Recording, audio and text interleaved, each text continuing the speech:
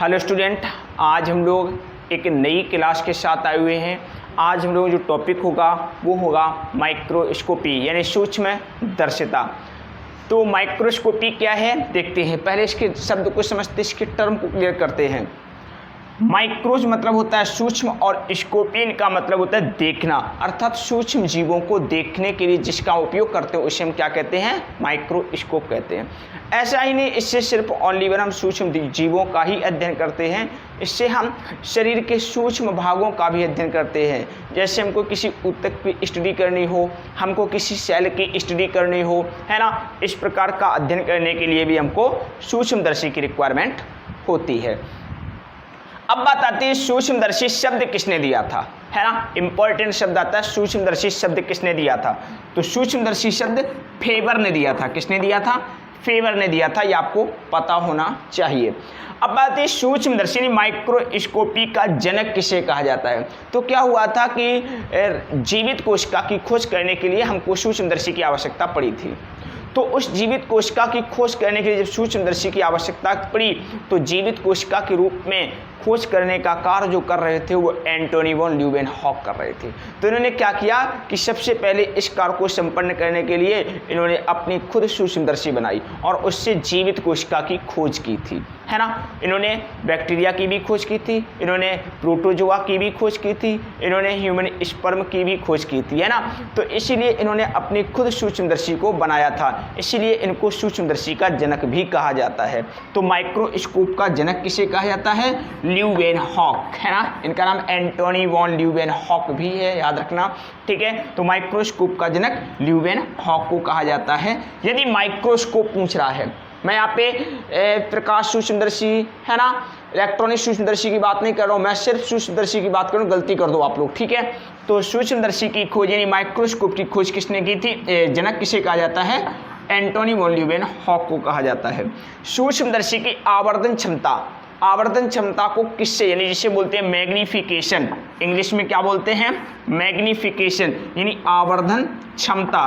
तो सूक्ष्मदर्शी की आवर्धन क्षमता को एक्स से दर्शाते हैं। किससे दर्शाते हैं? एक्स से दर्शाते हैं। यही सभी की पॉइंट है जो कॉम्पिटिटिव एग्जाम में आपको देखने को मिलेंगे। ल्यूवेनहॉक की सूक्ष्मदर्शी, अब जो ल्यूवेनहॉक की सूक्ष्मदर्शी थी, है ना, इसकी आवर्धन क्षमता कितनी थी? तो 14 से 42 गुना थी। कितनी थी? 14 से 42 गुना थी। तो एंटोनी वॉन ल्यूवेनहॉक की जो सूक्ष्मदर्शी थी उसकी आवर्धन एंटोनी वॉन ल्यूवेनहॉक की जो सूक्ष्मदर्शी थी उसकी आवर्धन क्षमता कितनी थी यानी मैग्निफिकेशन क्षमता कितनी थी? तो 14 से 42 गुना थी। कितनी थी? 14 से 42 गुना थी, है ना। आगे देखते हैं, चलिए देखते हैं। यहाँ पर ल्यूवेनहॉक की जो सूक्ष्मदर्शी थी वो कौन सी थी? सरल सूक्ष्मदर्शी थी। कौन सी सूक्ष्मदर्शी थी? सरल सूक्ष्मदर्शी थी। ये आपको पता होना बहुत जरूरी है। इसकी आवर्धन क्षमता पता हो गई होगी आपको, 14 से 42 गुना थी। अब देखिए इंपॉर्टेंट पॉइंट, संयुक्त या प्रकाश सूक्ष्मदर्शी, इंग्लिश में क्या बोल सकते हो, कंपाउंड माइक्रोस्कोप या फिर लाइट माइक्रोस्कोप, ठीक है, की आवर्धन क्षमता 1000 गुना होती है। वेरी वेरी इंपॉर्टेंट, कितनी होती है?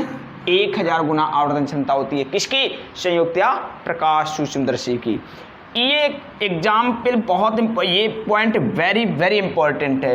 इलेक्ट्रॉनिक सूक्ष्मदर्शी की खोज नॉल तथा रस्का ने की थी। किसने की थी? नॉल तथा रस्का ने की थी, है ना। इलेक्ट्रॉनिक सूक्ष्मदर्शी की खोज का श्रेय किसको दिया जाता है? नॉल तथा रस्का को दिया जाता है। इलेक्ट्रॉनिक सूक्ष्मदर्शी की आवर्धन क्षमता कितनी होती है? तो याद रखना 2.5 लाख से 4 लाख तक। कितनी होती है? 2.5 लाख से 4 लाख तक। देखिए इलेक्ट्रॉनिक सूक्ष्मदर्शी की आवर्धन क्षमता जो है वो 2.5 लाख से 4 लाख तक होती है। कितनी होती है? 2.5 लाख से 4 लाख तक होती है। चलिए आगे नोट करते हैं।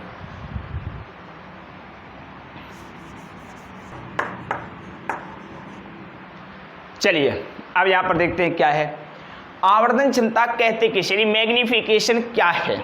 देखिए क्या है, सूक्ष्मदर्शी द्वारा देखे गए विस्तृत आकार व आकृति का अनुपात ही आवर्धन क्षमता कहलाता है। याद रखना क्या है, सूक्ष्मदर्शी द्वारा देखे गए विस्तृत आकार व आकृति का अनुपात ही आवर्धन क्षमता यानी मैग्निफिकेशन कहलाता है। क्लियर हुआ कि नहीं हुआ? इसके बाद अगला पॉइंट, अब इसका फॉर्मूला भी पता होना चाहिए। आवर्धन क्षमता क्या होता है? उपकरण द्वारा देखे गए वस्तु का परिमाण अपॉन नग्न आंखों द्वारा देखे गए वस्तु का परिमाण, ये भी आपको पता होना बहुत जरूरी है। वेरी वेरी इंपॉर्टेंट, इलेक्ट्रॉनिक सूक्ष्मदर्शी की विभेदन क्षमता क्या देखना है? विभेदन क्षमता रिलेटिंग पावर जो होती है वो कितनी होती है? 10 एंगस्ट्रॉम। कितनी होती है? 10 एंगस्ट्रॉम। ये भी आपको पता होना चाहिए। एक बात और पता होनी चाहिए, जो आपकी जो सेल थी, कोशिका की खोज संभव हो सकी।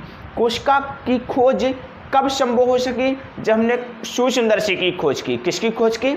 सूक्ष्मदर्शी की खोज की। किंतु यदि यहीं पर क्वेश्चन पलट के पूछ दिया जाए कि कोशिका का विस्तृत अध्ययन कब संभव हो सका, तब आंसर आता है इलेक्ट्रॉनिक सूक्ष्मदर्शी की खोज के बाद। तो 2 पॉइंट और आपको याद होना चाहिए कि इलेक्ट्रॉनिक सूक्ष्मदर्शी जो थी, इलेक्ट्रॉनिक जो सूक्ष्मदर्शी थी, उसने कोशिका की विस्तृत अध्ययन के लिए महत्वपूर्ण भूमिका निभाई। तो यहाँ पर 2 पॉइंट और आ जाते हैं।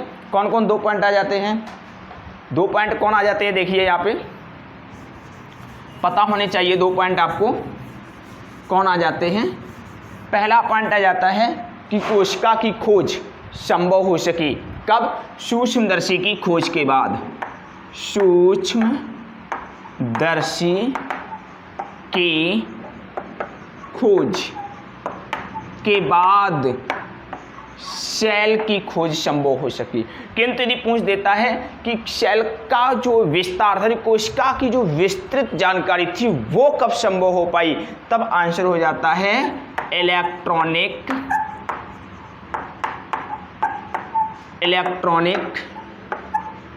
सूक्ष्मदर्शी की खोज के बाद, है ना। तो कोशिका की खोज संभव हो पाई कब? सूक्ष्मदर्शी की खोज के बाद, है ना, क्योंकि जो रॉबर्ट हुक ने सेल खोजी थी वो एक नॉर्मल सूक्ष्मदर्शी ही हुआ करती थी, ठीक है। किंतु विस्तृत कोशिका का अध्ययन कब संभव हो सका?